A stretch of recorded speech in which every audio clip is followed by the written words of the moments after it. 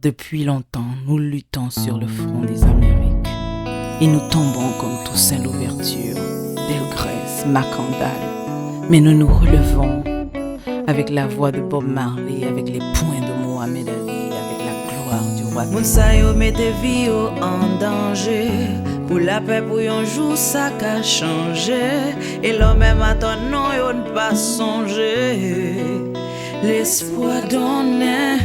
Pour ça, yo conviction, yo exilé. Qui campe king dans toute cause mêlée. Ça yo qui remette l'honneur campé.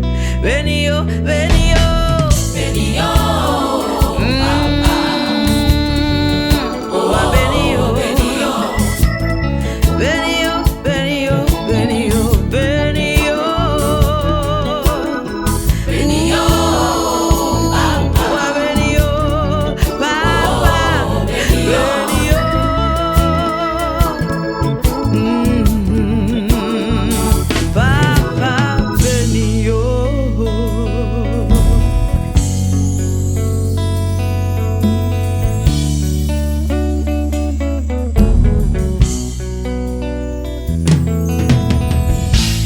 Ça yo n'oublie remercier qui toujours mette tête yo en dernier.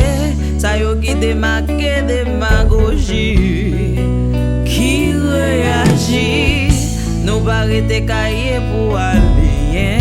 Ça yo qui tombe pour la paix lever. Dans mi-temps plomb gaillé mal bandé. Pour la vie nous changer. Donc, c'est un privilège pour qu'on soit capable de saluer. Today has been a very privileged day for us, so we could tell certain people hello. Moi, c'est Maître Eddie Ducasse. My name is Matt Eddie Ducasse. Directeur, administrateur, institution mixte DUCHAINE Augustin. Director and administrateur and the administrator of DUCHAINE Augustin School. Si nous sommes capables de faire un petit bref râler, if we could just have a little brief release de origine de l'école ça. of the origin of this school. L'école ça prend naissance en septembre 2013. This school was founded in September 2013. Côté que zone t'es trouvé dans une situation difficile. Well, this area was in a situation that was very, very bad. Côté que pour un petit monde à l'école dans l'époque ça, il est obligé de parcourir environ 5-6 km pour joindre l'école. Well, in those days, in 2013, if a child in this area wanted to go to school, they had to go at least, combien de kilomètres? 5-6. At least 5 or 6 miles. Dans l'objectif ça, organisation Help Children of God, tu es rentré dans une sorte de This organization of Child of God, rentrer dans un compromis ensemble avec parents pour que tu sois capable d'ouvrir l'école ça. went into a formation where they can have a sit down with the parents of this school, of this area. Et côté que l'école ça, tu commencé avec une minorité élèves. Well, this school had first started off, it was a small rate of kids here. Et actuellement, nous sommes censés atteindre 496 élèves.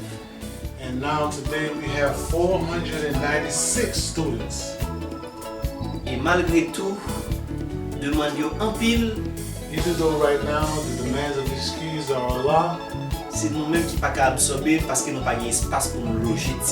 And now because we don't have enough space to lodge and care for these kids and school these kids.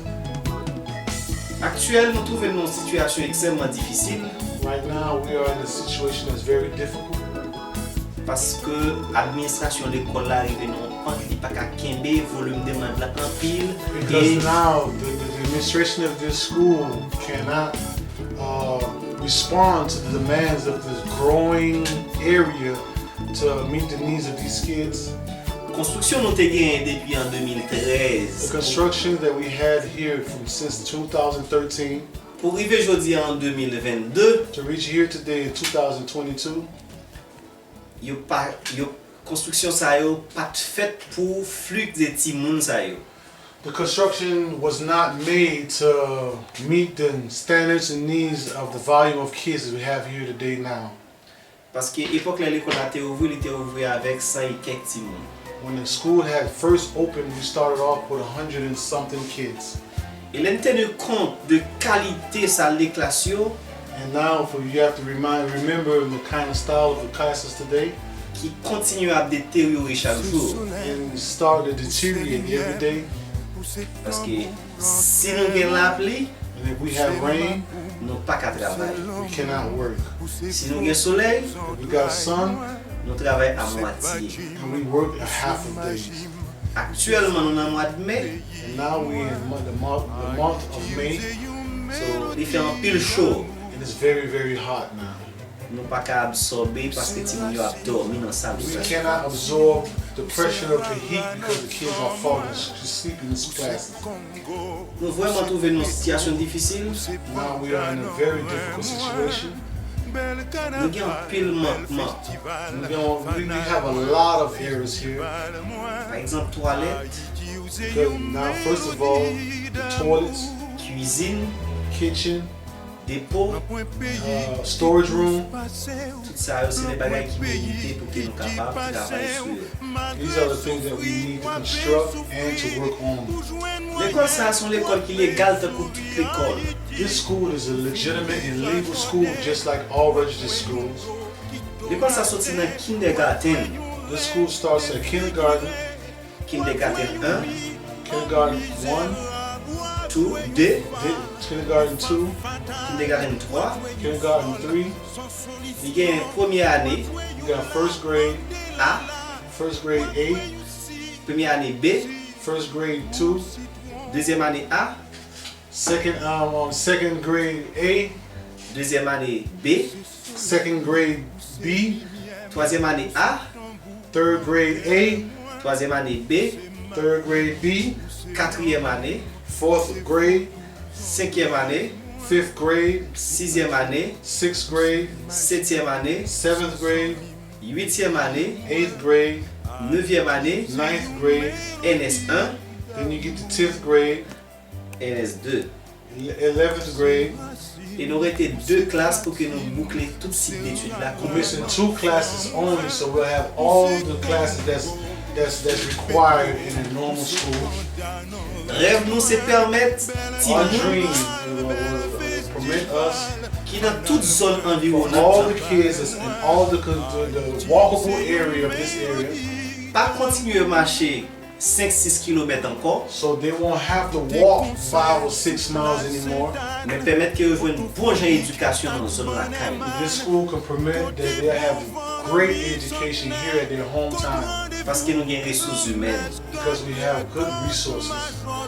Pour cela, Because nous avons demandé à tous bailleurs de fonds qui qu'on a habitué supporter we're gonna ask everybody that knows and used to support us, à l'organisation Children of God, the organization of Children of God, Children of God, et ainsi que l'organisation même en personne, and any other organizations that's in person, continuer à travailler beaucoup plus and continue to work more, pour que nous soyons capables de faciliter so we can be able to, si moun yo joindre bon gens plein de l'éducation. so the kids can have a very good education. Ça nous te continue commencer à faire pour qu'elle est bien finie. Because of the dream that we had to continue to live. Moi je dois dire non, I would like to tell you, si l'école ça pas venir dans zone là, if this school didn't come in this area, c'est une catastrophe. it would have been a catastrophe. Wow, parce que Wow, because of si moun yo pas comme ça pour yo faire. kids wouldn't know what to do. L'école ça pas gen moun qui paye $1 là-dedans. This school, not one of the school students pay $1. Tout bagay gratis. Everything is free. Pas gen moun qui paye pour obligatoire. No, paying of fees is not obligatory. Pas gen frais par mois. There is no fees per month. Nous prenons des moun pour nous aider We take people to help, et nous permettre que effectivement aide yo arriver à destination. and we want to make sure that the help that is provided reaches the kids that's in need. Côté que c'est nous-mêmes qui payons les professeurs We are the ones that pay the teachers, C'est nous-mêmes qui baillons uniforme. We the one that give the kids uniforms. C'est nous-mêmes qui prêtons aux livres. We the one that loan the kids books to read and books to learn. C'est nous-mêmes qui faisons au cadeau cahier. We are the ones that give the kids writing materials. Plumes, crayons, tout ça a bien besoin pour travailler. Pencils, erasers, crayons, anything that's necessary for them to learn. Et actuellement, nous avons une cantine pour qu'ils soient capables de venir au plat chaud chaque jour dans l'école. And now we have a canteen that's here that's provided so the kids can have a hot meal to eat. Même comme directeur, je suis capable de dire, Even though me as a director, I can also tell you, l'école a bien aller plus bien que ça. the school can go a little bit further than where it's at. Mais joindre un local pour que nous fassions l'école fonctionner convenablement. But to find a local, meaning a space where the school can thrive in a normal condition, Ça paraît être un gros handicap pour nous. and that this is the biggest handicap that we have.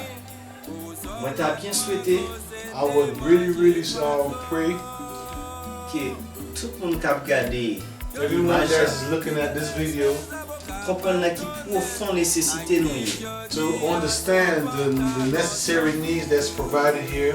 Si moun sa yo parents yo pas ka aider, pas capable payer The l'école, kids' parents, the family members in this area do not have the necessary resources or the funds to pay for these kids to go to a school anywhere outside of this area. comprendre qui ça yo trouvé aujourd'hui. Now, so they can understand what we are faced with today. Qu'a perdu semaine l'école Some kids are losing weeks and weeks of school parce que on dit la pluie tombée. because of rain. M'a demandé I'm asking you support tout to support everything, bailleur moun qui gagne un bon cœur everybody that has a good heart, pour que ti moun yo carité sous ban l'école so the kids, because we have a bench at the school, pour nous capable de l'autre société. so they can become another society. Et pour demain si Dieu veut, For tomorrow, élève chaudio the kids for the day, the students of the day, va conduire will drive. ça qui avait l'autre génération qui a venu demain. So these generation of kids can help drive forward the next generation of kids to come. Et c'est après on réussit pour nous. So we can have an establishment of a success rate. Merci. Thank you very much. Oui, merci directeur. Well, we would like to thank the director Vraiment, ça a été médiatique. for everything that he already has stated. Nous simplement les compléter. We just want to compile the things. Dans cette tenue maestre, I'm telling my yesterday, nous c'est de faire discipline gouvernement. I am the disciplinary with the school En même temps, moi c'est secrétaire. secretary, so equivalent to the principal of the school. L'école ça, This school, est placée dans le département de l'Ouest. this school is in the department of Northwest Haiti, Commune Bassin. community of Boston Lake. Regarde section là. First section of what they call La Plata. Nous sentons que c'est un privilège pour nous dès que We feel that this is a privilege for us M. DUCHAINE Augustin, because of Mr. DUCHAINE Augustin, mon Dieu était passé par lui. and God had passed by him, Il était venu implanter l'école ça. and he had decided to implement this school here in this area. Moi senti dans moi-même, I feel inside of me c'est une plus gros bagaille one of the biggest things M. DUCHAINE était capable. that Mr. DUCHAINE had done. Une raison qui fait nous dire c'est plus gros bagaille, One reason because we say this is the biggest thing he's done. à chaque fois que nous petit monde finit faire classe libre, Each time one of the kids move on to the next grade, nous pas une chance pour continuer l'étude secondaire, and he don't have a chance to reach further in his education, il a des bases. he leaves Haiti and go to Bahamas uneducated or fulfilling the rest of the grades that he's required. Parfois c'est dans la mer où aller. Sometimes a lot of them drown in the water. A lot of them die in the water. Even here in Haiti, Tout le monde en général attendait he asking everybody in general who's listening to this video, collaborate with us to this. parce que nous voulons sauver la génération ça. Because we want to save this generation. Nous voulons sauver son terre. We want to save this Nous finissons. so we can resolve Une fois encore, one time again. nous demandons tout le monde en We général ask to everybody in general collaborer. collaborate. C'était This is Delishma. Maître Telisma Estre. We tell teacher Delishma Esther. Et nous voyons beaucoup de chapeaux We're gonna tell you a great big salute aux responsables. to all the people responsible, Il a encouragé mon supporter and we're gonna encourage the supporters pour qu'ils soient capables de continuer à supporter. so they can continue to support us Parce que le travail, ça est en pile. because of this work is very much alive. Il y a en pile satisfaction déjà. This job has given us a lot of satisfaction, Mais il y a en pile qui peut joindre. but there's a lot that haven't have their needs met. Merci beaucoup. Thank you very much.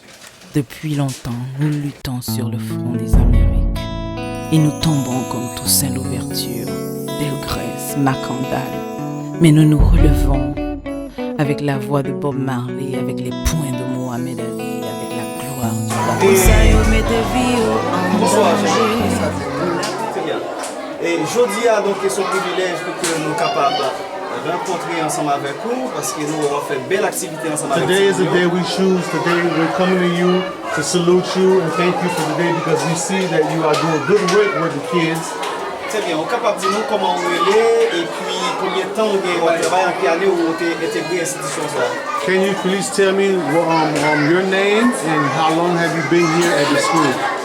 Non, pas moi c'est Delishma de Pascal. Moi c'est un pionnier. Non, je suis capable de définir la fondation de l'école là, moi j'étais là. Il y a quelques années que je ne suis pas là, mais moi c'est un là depuis I am one of the teachers here that's been here from almost day one. And from day one, I've always been here, and this is the class from preschool that I have been in. Très bien. Et comment on travaille dans sa classe avec Timon? Comment vous êtes Timon? Est-ce que vous êtes satisfait de la façon dont vous avez avancé? Qui si vous pas satisfait? Qui ça ne pas satisfait? Question: how do you feel? How is the environment? How do you feel about the growth of the school? How do you feel about the conditions of the school? How do you feel about the situation? If you have any input or anything that you would like to express to us today, can you please make it be known? Bon, je suis satisfait, mais pas satisfait. I can say I'm satisfied, but I'm not satisfied. Reason? Parce que dans le niveau de mon travail là, Because in the level that I'm working in, des matériels pas it's a lot of material, including some kids' needs that I cannot meet. Et je suis capable de dire tout, j'ai l'école là, base, j'ai l'école là, t'es fondée, je suis capable de dire Also, I can also say that the way the school was founded, also parce que c'est aide de vin bay, mais because it was a group of people that was helping us, so I'm satisfied with that part. mais les m'a regardé le fonctionnement, de la puis améliorer. But now I'm looking at how things are managing. If it was up to me, I would like for this to be managed a little bit better. Parce que PDG a toujours dit, et budget a pas gras. Because the director of the school always tells us that, you know what I mean, things are not up to par, but we're gonna make the best of what we have. Nous souhaité pour repenser d'ailleurs pour nous capable bon plus bel établissement et laisser à tout pour nous capable bien travailler. I would just want to make one point that someday that we will have an advancement so we can better work and better serve the kids.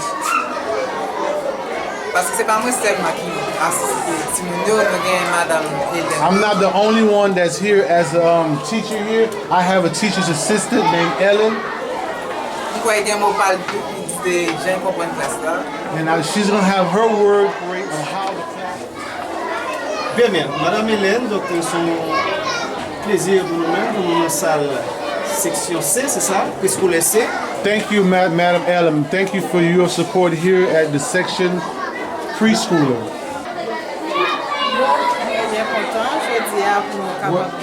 Well, today I'm very happy to be with you today. So we can talk about the school. It's a good activity that came into this area. And we see it helps the kids a lot. It helps us too as an adult. We have some kind of solution activity so we can have.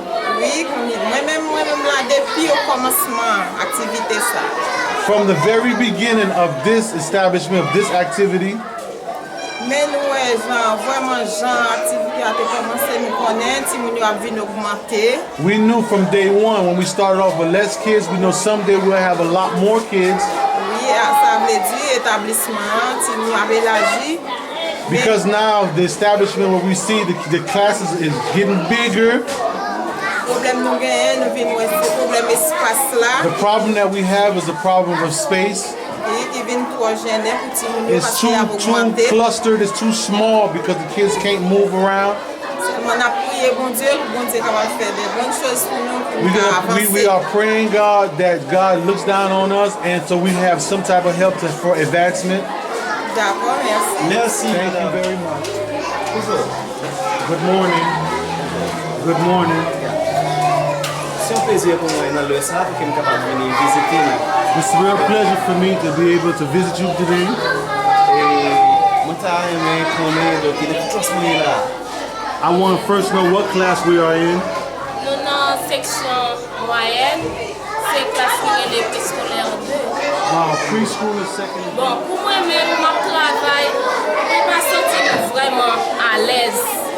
For me, I'm working, but I don't really feel very comfortable Par rapport à Timonio, because of the kids, pour gens l'aiment venir là, ils n'ont pas de côté pour chita. because they don't see you, they don't have a place to sit down. Et des fois venir, la pluie tomber, nous pas Sometimes we come and it's raining and then everything is all wet and we can't sit down. Mais quand même, m'espérer que nous avons souhaité et prochaine année pas venir. But anyway, even though that this is the condition, I aspire and I wish that somewhere down the line, Pour ça, t'as capable de changer pour the nous. conditions would change for us Conditions ça yo pour pas toujours répéter. and the condition that we are teaching these kids would not repeat itself. Mais c'est pas une satisfaction vraiment pour j'aimerais Timonio. But really, it's not a satisfaction for me because the way I see the kids, Nous senti ça pas tellement porté mal à l'aise les Timonio pas jouer. it don't make me feel good at all because of the situation. C'est vraiment nous t'a souhaité pour ta gagner l'autre changement. Really, really and sincerely, I will hope and pray that there'll be some type of change. Et Timonio tout, même si pendant ma travail, yo même yo pas senti yo mal à l'aise, ça Even pas as me, I can also recognize most of the kids, they're not satisfied or they're not comfortable, to be exact. M'espérer même Timonio va jouer une satisfaction là ça va venir de l'autre façon. Also, again, the same question. She wants to express the unsatisfactory conditions. Merci madame. Thank you, madam. Mixte maestre. My name is Telisma Estre. Bonsoir. Madam, bonsoir. Est-ce que capable de dire nous nom? Can you tell us your name? Her name is Louis Juvinka. Classe ou qui classe encore? This class, what is your class again? Première année B. First annual after kindergarten B. Environ combien d'élèves vous avez dans ça là? 29. How many kids do you have in this class? 29. OK. Comment sentez-vous les qui travaillent dans ça là? How do you feel? How do you feel about the class and how your working environment? Bon, moi, en premier lieu, moi, je suis à l'aise parce que tout le monde là, ensemble avec moi, je travaille avec eux. Parfois, ils comprennent, parfois, ils ne comprennent pas. Et puis, en plus, tout, l'aime dans la classe là, vraiment senti à l'aise parce que la classe là pas normale. Je peux pas normal là, et pas comme ça, et puis ça me fait pas à l'aise. Pendant le moment ça là, c'est quand là m'oblige ouvrir parce que il fait chaud en pile. Parce que c'est un bâton noué, dans la ville fait chaud en pile, nous pas presque pas qu'à supporter parce que tout le monde a besoin en pile et puis il y a un peu dans la classe là petit, presque même bon, pas suffit pour tout le monde chita. All in a nutshell, she's very happy to be a part of this team, but also the conditions make her not satisfied because it's very hot in here and you see the little, what they call tall doors, they absorb heat and the kids is sweating inside, but all in all, she's satisfied to be a part of the class and a part of this team at this school, but the conditions, all in a nutshell. l'aise. First of all, in order for us to help, I want to be able to live and teach in a comfortable and be happy. Je ne pas sauter mois de septembre qui venir pour entrer dans l'école là, de la façon qu'il y a, pour dar plus ou moins que j'en ai. I would just like to ask for this to be changed, so the situation that we're living in and the situation that we're teaching in to be changed and to be moderate in a peaceful environment. Troisième année A. We are in a class, the third annual. Staff là, moi ça les responsables qui implantent l'école ça dans localité. Okay, first of all, I would like to tell a big hi to everybody that's involved, the founders, the contractors, and everybody that's involved with the school. My name is Williamson Mitchell, professeur troisième année A, teacher of the third annual A. Normalement pour problème qui gagne entre la pluie et soleil. The first problems that we have is when it rains or when the sun is too hot. C'est un problème qui va en pile danger et puis c'est un problème qui rend ça vraiment nous pas vraiment travailler dans ça. Well, because of the conditions that put these people here in a dangerous environment, and because of the conditions of the weather that we are faced here at this school, it makes it harder for the kids to learn. Normalement, le soleil. Normally, when the sun is out. This is the time I'm trying to teach the kids, but now they are so hot they're sleeping. Everybody's saying that they're hot, they're uncomfortable, and they cannot breathe properly.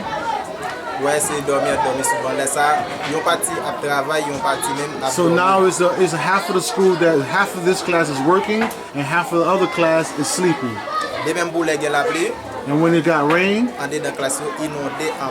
wow, inside of the class is wet and damp and full of water.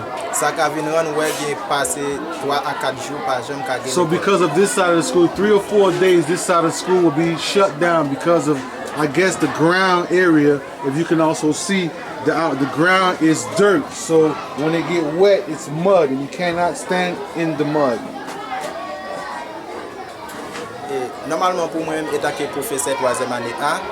Normally, because of me, I am the teacher of third annual A. This is what I'm asking. Please, everybody who's responsible, if you could help us have a more comfortable environment,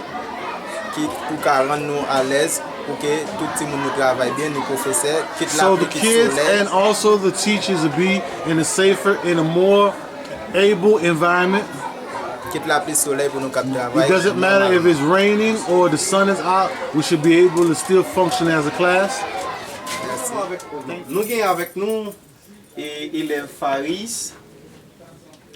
Très bien, Love Danica. Et Faris, qui satisfaction décision qui te prend pour mettre l'école ça dans zone qui permet que vous même aujourd'hui comme élève ou ses premiers bénéficiaires, qui satisfaction l'école a porté pour vous, qui ça même qui fait plaisir et qui ça pas fait plaisir même dans le fonctionnement de l'école là. Around general, they're going to ask this young lady how does she feel? How does this school has impacted her life, impacted her life and her family's life, and also is there any satisfaction of what she's been going through, or is any dissatisfaction? So basically they want to know how does she feel about the environment totally. Pour moi-même, ça qui fait plaisir dans l'établissement, parce que moi l'école là quand moi. Okay, first of all, she said that what makes her happy about this establishment, which is the school, is because first of all, she's home at her hometown. Et l'école là tout li gagne en pile base, professeur yo bam bon lot, nous joindre bon base l'école là.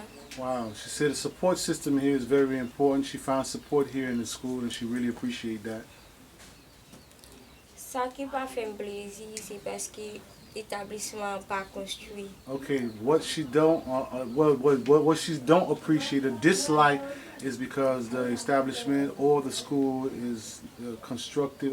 Well, we could just say the school has, the way it's built is just built not satisfactory. Et depuis La pluie pas bon pour nous, le soleil pas bon pour nous. Wow, she's saying the bad part about it is even if the sun is out, it's not good for them. If it's raining, it's not good for them. Oui, et puis, chaque classe est pas représentable.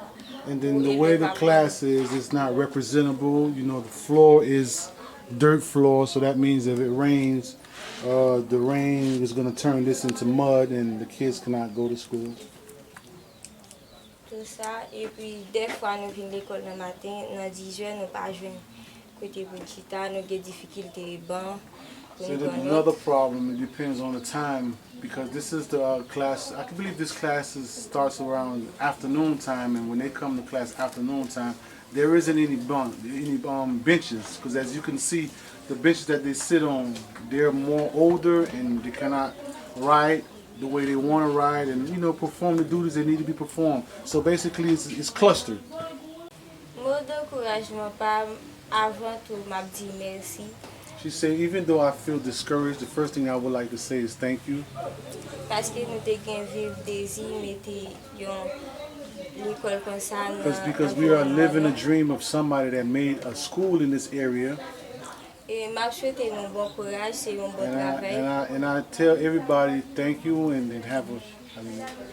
C'est un bon travail parce que est vraiment utile dans la communauté. And it's a good job, a real good job, the work that everybody is doing because it helps and everybody can utilize a tool that's here in our community as this school. Pas décourager dans le travail nous. Say, don't be discouraged in the job that y'all have or the struggle that you may meet doing this job. May God bless you. Bonsoir. Bonsoir, directeur. Très bien. Et nous dans classe 8e année fondamentale. This is the 8th grade class. Donc après-midi donc malgré il fait chaud en pile, This afternoon is very hot.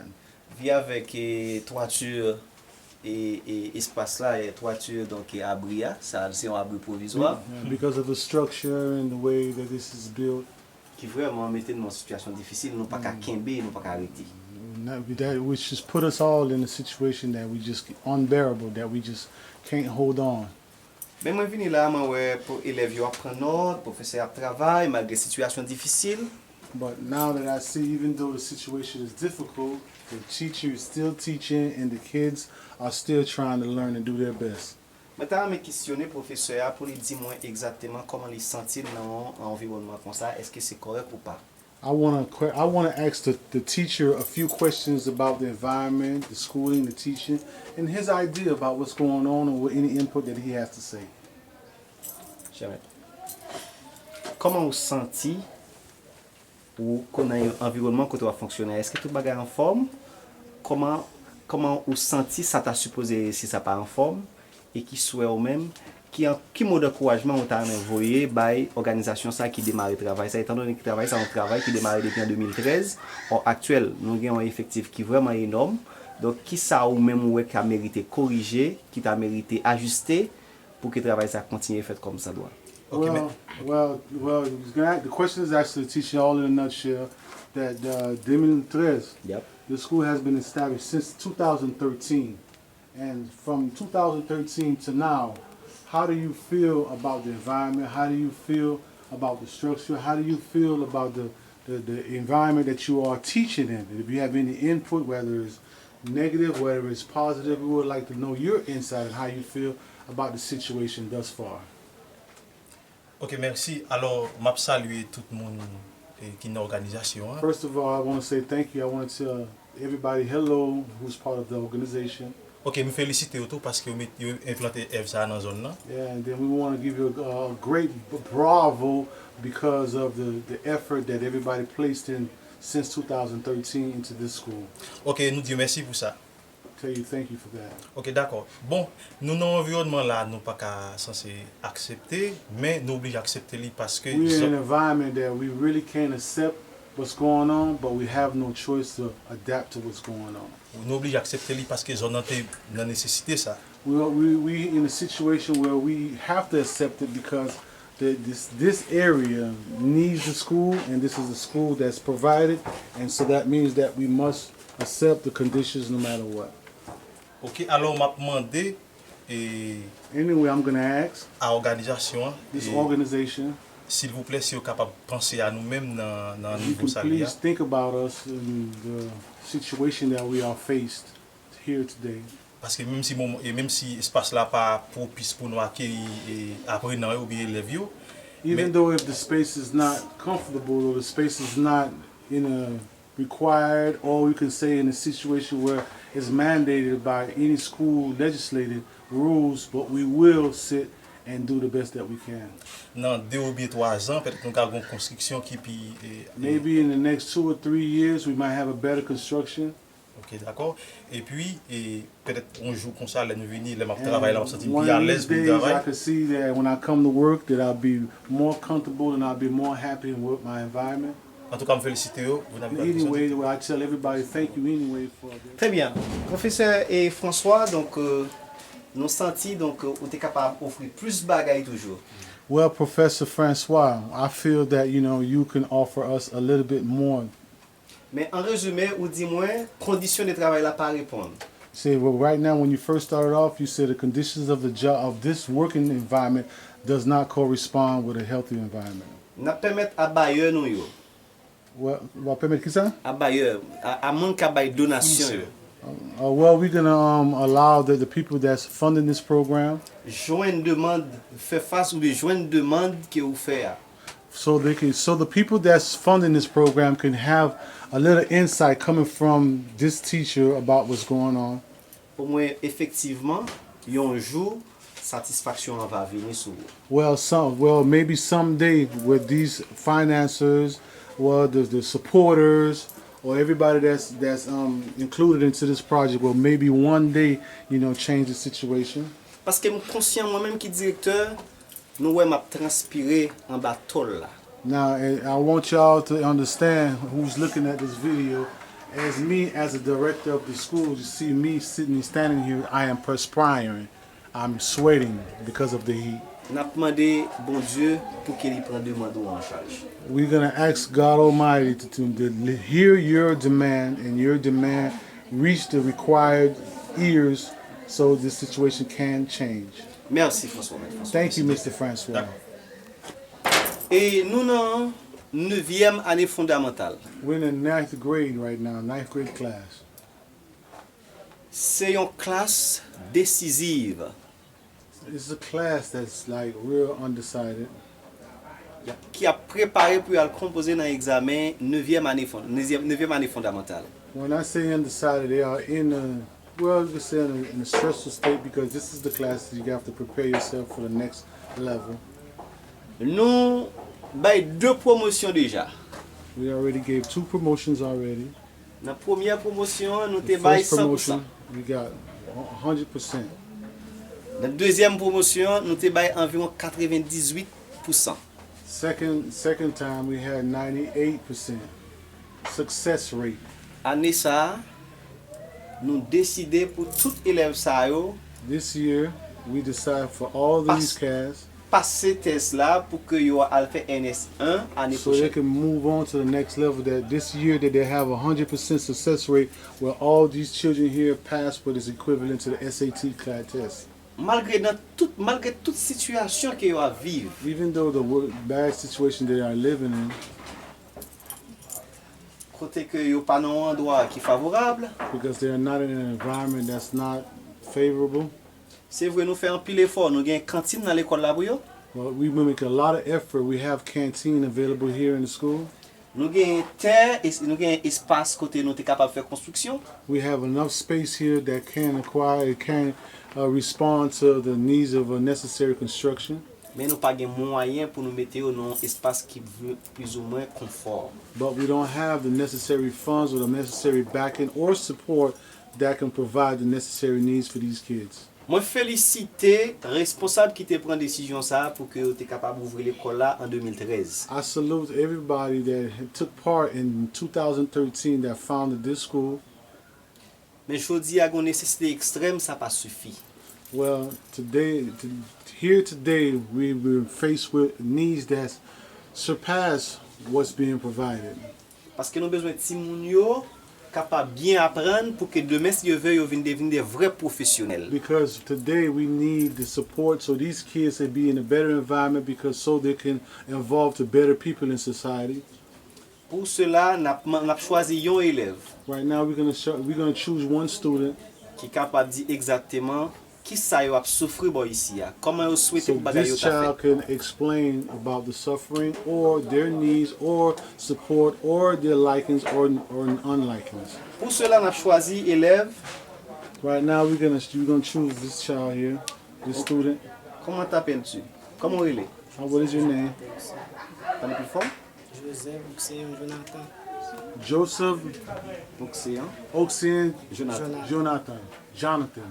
Joseph Oxéan Jonathan, ou c'est le 9e année fondamentale.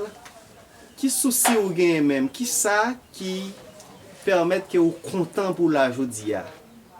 The question is asked is basically around about the general questions. How do you feel about what's going on today, the school, the environment, this class, and anything that involves you pertaining to this school? One reason that allows me to be happy, I would like tomorrow that I'll be someone successful.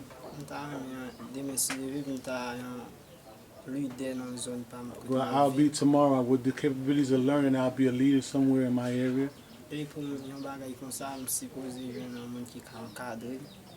Because of my goals and my needs, this is something that should merit some type of support or help. Well, someone that understands the needs of all of us in this school.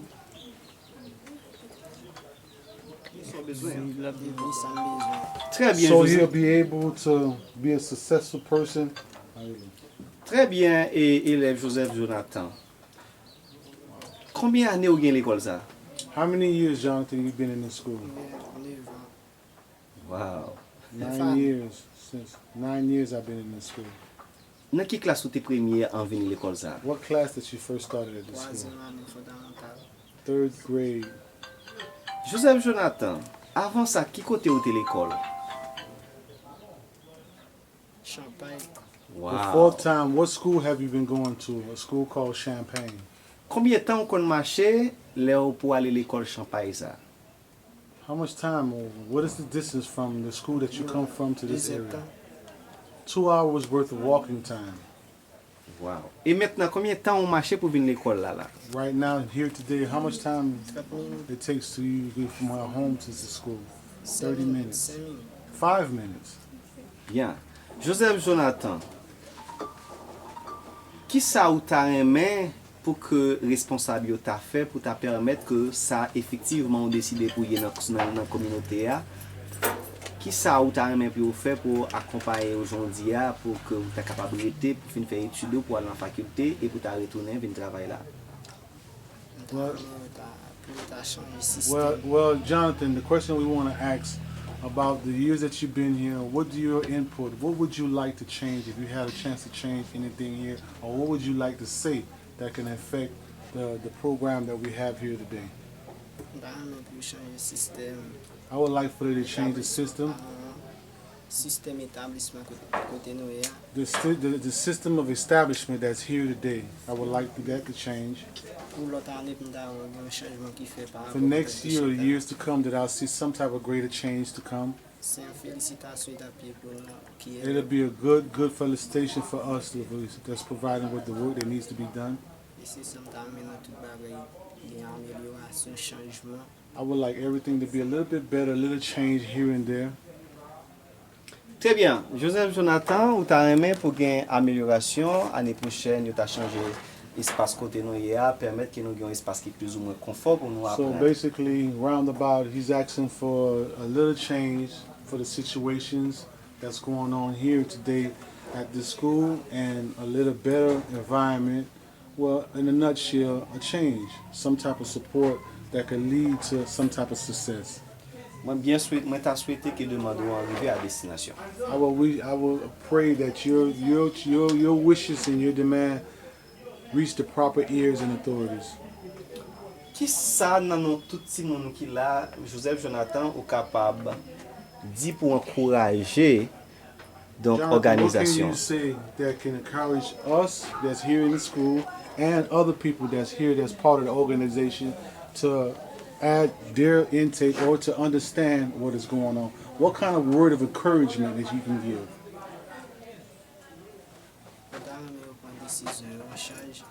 Well, basically, I would like for them to make a decision to help us make a change. That it'll be a great blessing where I can see this action before my eyes. This is something that really, really will make me happy. Très bien. Okay, as of right now, we starting from what we call this area of called Kafu Magri. In order to obtain or be accessible to from Kafu Magri, which is the main road that leads to different departments from Bassin-Blé or lead to what you'll call Champagne and continue on to go to Port-de-Paix. Starting from here, this is the only road that leads from this is the street on the bottom, which is called Kafu Magri. It takes you about 2 miles to reach from Kafu Magri up to the top of the mountains to where the school is called Institution Mixte DUCHAINE Augustin. So now this school has been in function over 9 years, has been giving this mountainside a lot of support and help to the individuals that's so far up, because it's only it's 2 miles down, but I cannot even imagine how many miles these other kids that's coming from other areas further up from the mountains. I want to make a point about that. If someone is on the main strip here that we call Route Nationale, it's like the main road. If you're going to try to find a school, if to be able to attain a school from this area, it's going to take you another mile walking distance, mile car distance. 99% of the chance these kids in these areas will be transported by their own feet. So that means that if you're coming from the school area, going down is 2 miles. Now to the nearest school is 1 mile. So approximately 3 miles for anybody that's coming from, remember, quote unquote, from the school. Not saying that anybody that's coming further up the mountains, so we don't know how many miles they'll be coming from. But the point of making is that the miles that we are trying to make available is 2 miles coming from the school, 1 mile from Kafu Magri, and that meaning that you'll hit the nearest town, where the town is called Champagne. I want to make a point of this. This is something that I feel that it'll be very important for everybody that's listening. This school has been in function over 9 years, and the supporters and the friends and everybody else, I would like to thank them for the support that they have been given so far for this school. Now we reach a time where a lot of enlightenment, things change, and the country change, and situation change, and while we are highlighting the part of any individual, any child that has to make that type of trek early in the morning to go to school and come back from school on your feet, that's something that's real serious. When I mean serious, it's something that I don't think no one would want to take that trek. And especially when I say trek, that walk, coming from school or coming from Kafu Magri to going up to the school that's up there, which is called the Institution Mixte of DUCHAINE Augustin. So now I just made it quite clear. It takes you 2 miles from the school to the main street. The main street is going down, meaning that it's only accessible to come to this school from a street called Kafu Magri. That's what they call it here in Haiti. I don't think we need to elaborate more of this, but the main part is that this is a mountainous area. And when I say this is a mountainous area, we're talking about where the school is situated. And this school is in the support of everybody, all these little towns that's up here on top of the mountain. And it's been in 9 years in functioning, of giving support to a lot of people, a lot of kids that would never, I won't say won't never, but will have minimum chance of finding somewhere to go to school. Because right now in Haiti, the situation that we're dealing with is something totally other that I won't even want to talk about, because it's going to be a long, hard situation, and it's going to be a sad story. But I just wanted to highlight the differences of the miles no child should be left behind. And I remember a certain president came out with that slogan, and that's what I'm feeling right now. No child, and that's what I feel that these 8 years of functioning of this area, because there was a lot of kids left behind, a lot of kids that their parents would not trust them out of their sight, more or less, to take these treks long away to find some what you call education. I think we all as humans deserve an education.